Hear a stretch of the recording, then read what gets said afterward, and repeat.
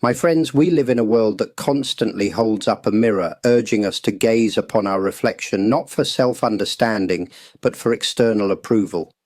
It is a world that whispers, "You are what others see, you are what others praise, you are what others think you are." This, my friends, is one of the most pervasive illusions of our time, the illusion of external validation. Consider for a moment the very nature of self. Is it a fixed, unchanging entity, solid and immutable? Or is it a flowing river, constantly shifting, shaped by the currents of experience? If our sense of self is built upon the shifting sands of others' opinions, how stable can it truly be? If we believe ourselves to be intelligent because a teacher told us so, or beautiful because a stranger complimented us, what happens when the next person offers a different view? Our perceived self crumbles, leaving us vulnerable and adrift. This illusion manifests in countless ways. We curate our lives for public consumption, carefully selecting moments to share, editing imperfections, presenting a polished facade. We chase achievements not for the inherent joy of growth or contribution, but for the applause, the recognition, the likes that momentarily inflate our ego. We find ourselves in a relentless pursuit, not of true fulfillment, but of an image that we believe will earn us acceptance and admiration. But what is this image? It is a shadow, a fleeting projection. The opinions of others are as transient as clouds in the sky. They are influenced by their own experiences, their own biases, their own moods. To ground our self-worth in such impermanence is to build a house upon the water. When the winds of criticism blow, or when the waters of indifference rise, our foundation is swept away. Think of the energy we expend in this chase, the worry about what people will say, the fear of judgment, the anxiety of not being enough. This constant striving outward pulls us away from our inner sanctuary, from the quiet wisdom that resides within each of us. It silences the voice of our true self, replacing it with a clamour of external expectations. We become actors in a play, constantly performing, forgetting the authentic character we were meant to embody. The mind caught in this cycle is never at rest.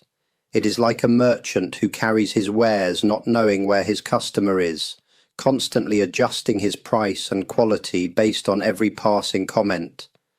There is no inner peace because the yardstick for success is perpetually held by someone else. The ego demands praise, and in the absence of that praise, it generates fear and anxiety.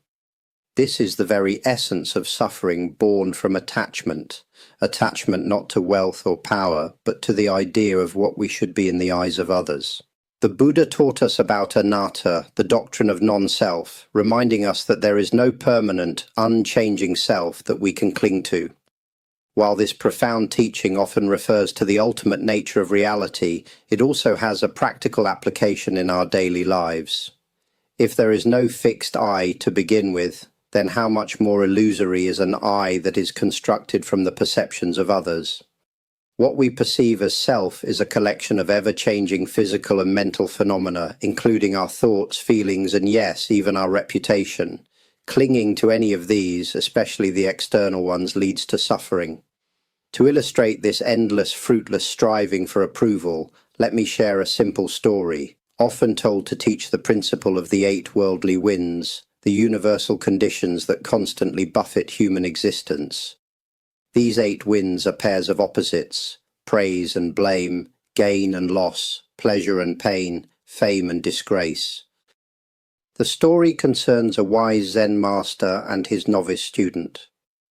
One day, the master decided to take his journey to a distant village, and he asked the novice to come along. Before they set out, the master bought a single finely embroidered cloth from a merchant. It was a beautiful deep indigo colour, worth a significant sum. As they walked, they came across a poor farmer struggling to pull his cart from the mud. The farmer was exhausted, covered in grime. The master immediately took the indigo cloth and without a word wrapped it around the farmer's cart rope. The farmer used the cloth for traction, and with a final heave, the cart was free.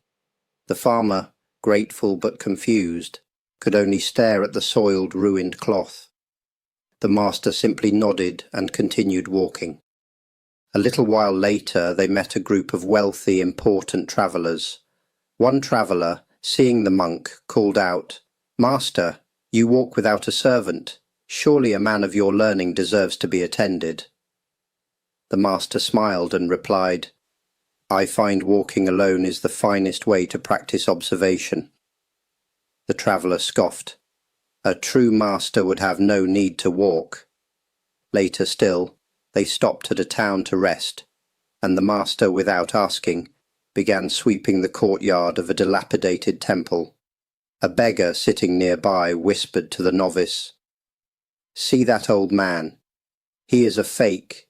He sweeps because he is too poor to hire a servant." Finally they reached the distant village. They were greeted by a local headman who had heard of the master's wisdom. The headman bowed low and said, "Master, your wisdom precedes you. You are truly a beacon of light, an example of perfect detachment from the world." As the sun set, the master turned to his novice, whose eyes were wide with confusion. "Tell me, my son," the master asked, "what did you learn today?" The novice sighed.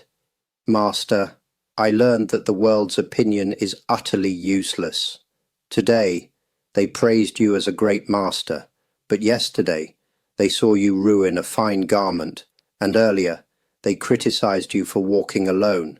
They called you a beggar and a fool, and yet today they call you a saint. How can we ever listen to them?" The master gently placed his hand on the novice's shoulder. "That is not quite the lesson, my son. The lesson is not that their opinions are useless, but that they are simply facts of the world, like the changing weather. The wise man does not try to stop the wind from blowing, nor the fool from speaking. Did the farmer's criticism change the value of my intention? Did the headman's praise sweep the temple floor? No. The indigo cloth was ruined, but the farmer was helped. The courtyard was swept, regardless of the beggar's words. I walked, regardless of the traveller's scorn. The wind of praise feels pleasant. The wind of blame feels harsh. But my true nature is the mountain, which remains unmoved beneath all 8 winds. You must cease being a ship tossed about by their words and find the mountain within you. To free ourselves from this illusion, we must begin to turn our gaze inward. We must cultivate a deeper relationship with our own being, independent of external affirmation. This is not to say that kindness, praise, or constructive feedback from others are without value. They can certainly be encouraging or illuminating. However, the critical distinction lies in where we derive our sense of worth. Is it from within, from our own integrity and effort, or from the fleeting echo of someone else's opinion? The path to liberation from this illusion involves several practices. The first is mindfulness, becoming acutely aware of when we are seeking external validation. Notice the urge to post, the desire for a compliment, the fear of disapproval. Observe these feelings without judgment, recognizing them as products of the illusion. The second is self-compassion. When we inevitably stumble or fall short of our own or others' expectations, instead of condemning ourselves, we offer ourselves the same kindness and understanding we would offer a dear friend. We acknowledge our shared humanity, recognizing that imperfection is a part of the human condition. The third is to focus on skillful action. Engage in activities that align with your deepest values, that bring you genuine joy, or that contribute positively to the world, regardless of whether they garner praise or attention.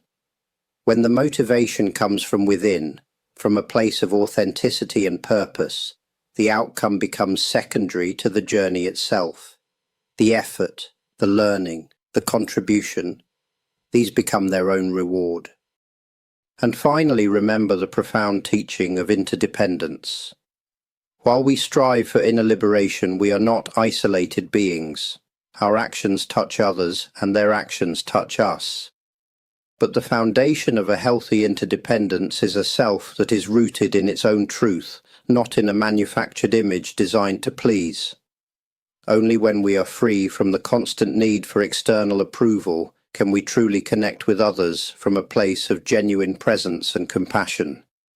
The journey away from the illusion of external validation is not an easy one. It requires courage to step off the stage, to embrace the quiet work, to cultivate the silent garden of your own being. But it is a journey that promises true peace, lasting fulfillment, and the profound joy of living a life that is truly, authentically your own. Release the need for the world's mirror and discover the boundless light within. Cease being the ship and become the mountain. Thanks for listening to this video. Please like and share this video, and don't forget to subscribe to the channel. Click the bell icon so you'll be notified of videos when they get released. Namaste.